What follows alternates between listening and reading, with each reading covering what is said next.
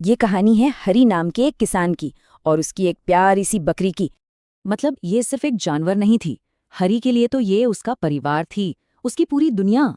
पर हरी की ये छोटी सी खुशी गांव के लालची जमींदार को खटक गई। उसकी नजर बकरी पर थी।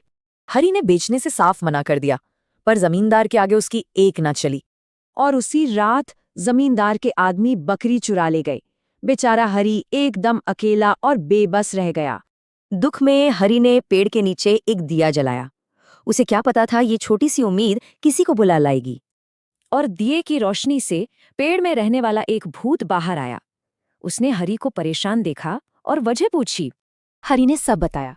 तो भूत ने कोई जादू नहीं बल्कि एक कमाल का प्लान बताया। प्लान सिंपल था, जमींदार के लालच और अंधविश्वास का ही फायदा उठाना था। एक दिमागी खेल।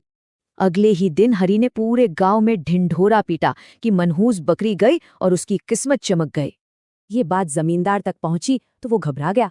उसे लगा कि बकरी का बुरा साया अब उस पर पड़ेगा और डर के मारे उसने फौरन हुक्म दिया, जाओ वो बकरी हरी को वापस देकर आओ अभी। पर जब जमींदार को समझ आया कि उसे बेवकूफ बनाया गया है तो उसका गुस्सा 7वें आसमान पर पहुंच गया। जमींदार अब हरी का घर जलाने चला, लेकिन इस बार गांव वाले एक हो गए। उन्होंने तय कर लिया, अब और नहीं। सारा डर खत्म।